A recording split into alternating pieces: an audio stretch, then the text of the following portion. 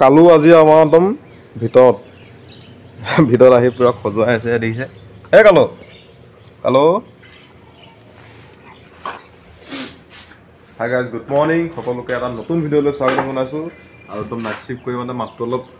কিবা হৈছে যে ঠাণ্ডা যে আৰু চকু দেখিছে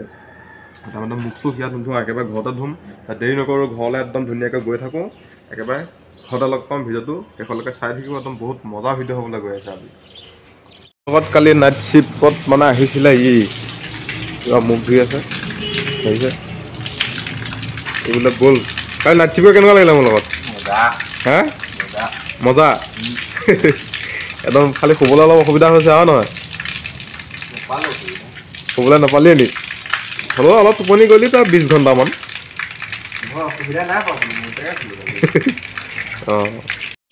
একদম আহি ঘৰ পাই গ'লোহি এতিয়া ধুনীয়াকৈ একদম ভাতটো খাই ল'ব লাগিব গা পা ধুই একদম পূৰা আজৰি এইফালে একদম খাই আছে আমাৰ ককাইদেউ চাটনি আছে দালি আছে ভাত আছে আৰু আমাৰ কাৰণে ভিতৰত মানে একদম যোগাৰ কৰি আছে ইয়াক আমো নি নহয় বা মাতা চিৰিয়ে ৰেডি কৰি আছে একদম ধুনীয়াকৈ এটা ভাতটো খাই লওঁ আৰু ভাওনা মাথো 3 দিন আছে আজি মানে আমি ভাওনা চামগৈ বুলি ভাবিছোঁ আৰু আলহী আহি আছে গতিকে আলহীয়ে সৈতে মিলি জুলি মানে আজি একেলগে যাম আৰু আলহীৰ কাৰণে খানা খাবৰ কাৰণে একদম ধুনীয়াকৈ মানে বজাৰ চজাৰ কৰি আনিলোঁ আলহী আহিছে আৰু বেছি দেৰি নাই পাবহি আৰু মানে বুলি কৈছে তেনেকৈ মোক মই নাজানো ক'ত পাইছেহি গতিকে আৰু মানে দেৰি নকৰোঁ একদম পটাপটে ভাত পানী বনাই মেলি আজৰি কৰি সোনকালে একদম ভাওনালৈ ওলাই যাওঁ ভাওনা মানে 5টা বজাৰ পৰা আৰম্ভ হৈ যায় যিহেতু 2টা শ্ব' হয় ফাৰ্ষ্ট শ্ব' ছেকেণ্ড শ্ব' 2টা হয় আমি ছেকেণ্ড শ্ব'টো চাম মানে সেইকাৰণে আমি ছেকেণ্ডখনত যাম প্ৰথমখনত নাযাওঁ সেইটো কাৰণে ধুনীয়াকৈ খাই বৈ আৰামছে যাম আৰু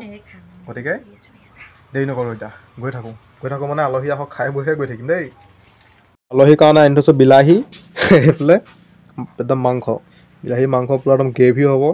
আৰু এইফালে চানপাপৰীয়া মায়ে লাডু বনাই আছে নিজে খাবৰ কাৰণে এতিয়া দেই আলহীৰ কাৰণে নহয় আকৌ নিজে খাবৰ কাৰণেহে মানে লাডু বনাই আছে যিহেতু ভাগি গৈছে সেইটো কাৰণে ভাতটো খোৱাৰ আগত চাহটো অকণ খাই লওঁ যিহেতু এতিয়া সন্ধিয়া টাইমত চাহটো খালে মানে কিবা এটা ভাল লাগে আপোনালোকে খাই নাপাব সন্ধিয়া চাহটো কিবা এটা ভাল লাগে হয় নাপাব খাই ফাইনেলি মানে আলহী আহি পাই গ'লি ভাত পানী খাই একেবাৰে আজৰি হৈ গ'লোঁ আহি পাওঁতে মানে বহুত দেৰি হৈ গ'ল দেখিছে গোটেই মানে এটা আন্ধাৰ যিহেতু শালিকি হাতৰ পৰা আহিছে আমাৰ টেঙানীলৈ অকণ দূৰ হয় আৰু ভাত পানী আমি খাই ল'লোঁ এতিয়া খাব মাহঁতে এইফালে আমাৰ আছে বগীদৈ যে সঁচাকৈ বগীদৈ বহুত বগা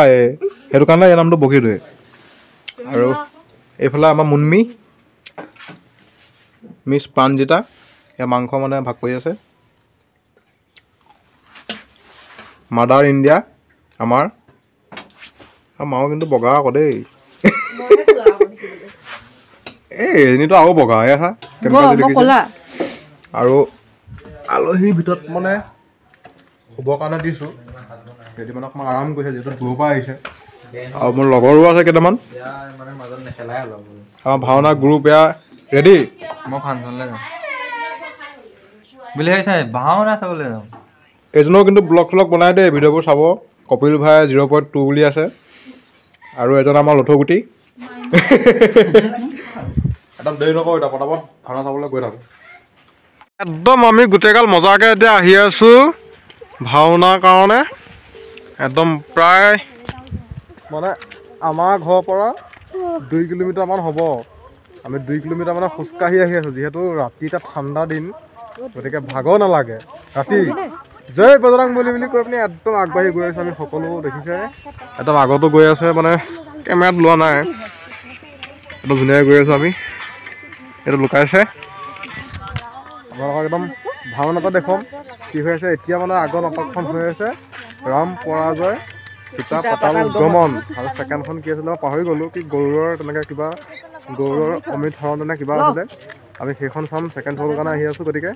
গৈ থাকোঁ ভাওনাটা একদম ধুনীয়াকৈ দেখাম আৰু পেকিং কৰি আহিছোঁ মানে কেলৈ আপোনালোকক মই মানে টিকটো দি দিছোঁ এইটো মানে হ'ল ভাওনা ঘৰটো চিনাকি মানুহ ধেৰ ওলায় গতিকে মোক পইচাও নাই সেইটোতো মই খুৱাব লাগিব সেইটো কাৰণে মানে গোটেই পেকিং কৰি আহিছোঁ মোক চিনি নাপায় যিটো খাওঁ নিজেই খাম লগৰকেইটাই আহিছে আমি লগৰকেইটাই খাম লোকক নোখোৱাওঁ বুলি ভাবিছে নেকি চিনাকি হ'লে খুৱাম আৰু কিবা এটা বৰ্তমান বেছিকৈ নোখোৱাওঁ দেই আৰু লাহে লাহে আমি আহি ভাওনা ঘৰ পাই গ'লোহি। গেটেদি সোমাই দেখিছে কিমান মানুহ আছে, বাপৰে বাপ। আৰু প্ৰথমখন মানে শেষেই হ'ব হ'ল, একদম লাষ্ট পৰ্যায়ত আমি পাইছোঁহি।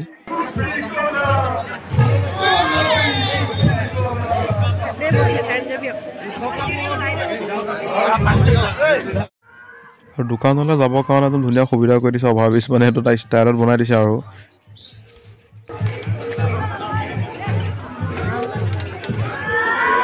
আৰু এইফালে দেখিছে একদম ধুনীয়াকৈ মানে লাইট দিছে,